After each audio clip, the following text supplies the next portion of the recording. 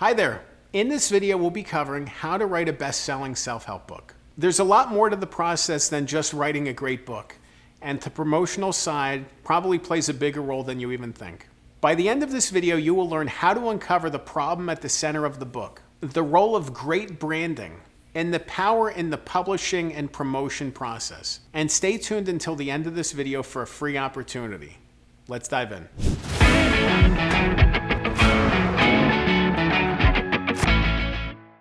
Writing a great self-help book is all about tapping into a problem and a solution. It's really about solving a problem for the reader, something timeless, something universal, something that a lot of people are struggling with. When you think of bestsellers, you think about a widespread problem. In order to write a bestseller, you really need to go beyond a niche, which is fine. You know, a lot of times when I work with authors as a book ghostwriter or a book writing coach, we deal with niches, we deal with burrowing down and finding their ideal reader. But in order to think about a bestseller, you really need to think bigger. You need to think about universal problems and struggles. Once you figure out the problem that you want to solve, you really need to test and refine and perfect the process. This needs to be as streamlined and efficient as possible. It needs to be direct. It needs to be clear. You can't have unnecessary steps. You really need to just take out the things that don't need to be there anymore, or the things that don't really connect. And think about the reader benefit. This isn't about taking your model and just projecting it. It's about refining it and making it digestible to a wider audience. Because maybe you're dealing with collaborative agreements between major companies or something, or you're working in the academic space. And that's all well and good. That's wonderful. Your model might work in that capacity, but what does your model look like to the everyday public? What does your model look like to casual readers? You need to meet them where they are. You need to meet people where they are and be able to adapt your model to fit their needs and to help get them excited. And that could be a refinement. That could be an overhaul. That could be a marketing structure. That could be some other piece, but streamlining that process is going to make the book writing process that much stronger and make the sales process that much better as well. Branding with the self-help book is almost as important as the book itself. If you have a brand, if you have a cover, a title, something that doesn't make sense, it's going to struggle. You know, I think about the pumpkin principle as a good example. I understand that process just from looking at the cover of the book. I understand where it's going. Radical Candor is another one. You know, when you see the cover, you kind of already know what this book is going to say. Obviously, you read it and get a better perspective. You get a good idea of what this book is all about just from the cover. Atomic Habits is the same way. There are these iconic books that really resonate. In order to have a book that breaks through, you need to keep it as simple as possible, and it needs to be a book that the reader will understand and want to pick up just from looking at the cover for a second. The nonfiction and self-help space is all about self-publishing and traditional publishing. And you need to be able to unlock the power in the publishing process, regardless of which path you choose. In order to get a traditional book publishing deal, you'll need to have some established network, some credibility, be thought of as a thought leader in that space.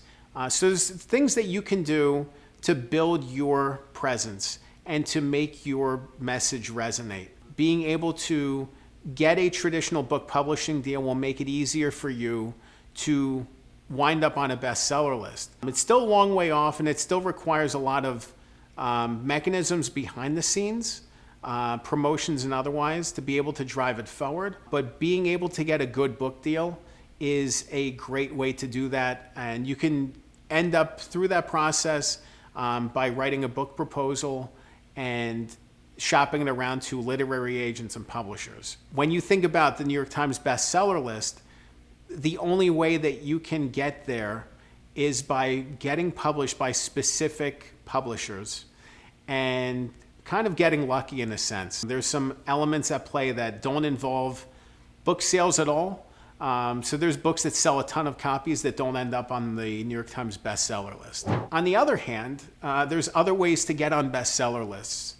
And a lot of them require money, to be honest. People can literally pay to have their books wind up on bestseller lists. I know of different processes where someone will pay a lot of money to a marketing company, a promotion company, and that company will then send gift cards to people that they can then use to purchase your book on blast.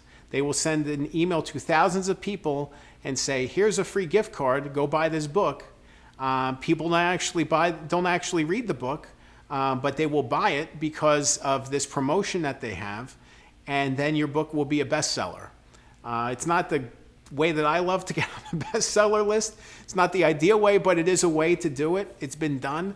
So there's nuances. There's nuances to book publishing. It is possible to buy your way in the bestseller list. It's possible to luck your way in the bestseller list. But more than being a bestseller, I'm thinking about having a message and a story that resonates. Having a message that stands firm. Having a book that 10 years from now people are willing to still talk about and promote and think about, that they carry forward in their life.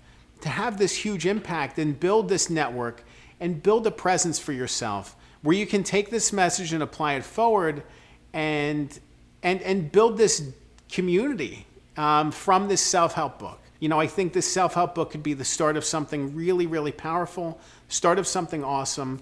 And as much as it's great to think about bestseller lists and making your way onto them, I think the bigger picture for me as a book writer is writing the best book possible, in connecting with the readers that are going to resonate with this message, and to build a community. And you can do that with a great self-help book.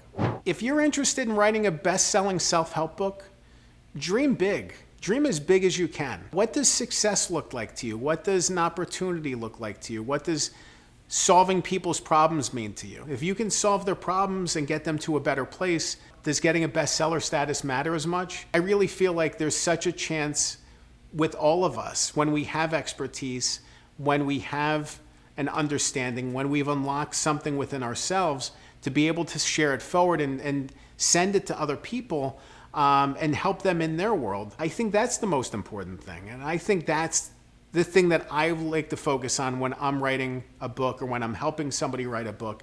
It's really about connecting with the reader. It's about sharing the strongest message possible. Bestseller status is nice, awards are nice. It's all well and good. I feel like there's deeper meanings behind the book, and there's more to do there. That being bestseller is a short-term thing, but having an impact is a long-term thing. And you can have an awesome impact with the right self-help book. And spending the time to share the most powerful message is going to have a much bigger impact than whether or not you were a bestseller for a week. You can have an impact for years to come. And that's the most important thing. All right, now that you learned all about how to write a best-selling self-help book, I wanted to share a free opportunity with you to help answer any questions that you have about the book writing process. Myself and a friend of mine, Nate Woodbury, we recorded a course together. It's called Good Book Blueprint. Just head to goodbookblueprint.com. It's completely free. All you need to do is go check it out. We've recorded videos on the book ideation, book writing, book production, and book publishing process. All the pain points, all the struggles, all the successes, every step in the process. I think it'll be really helpful for you as you embark on this journey yourself. To answer any questions you have. Remember, good ghostwriting makes great books. I'm Dan Good. Thanks for watching.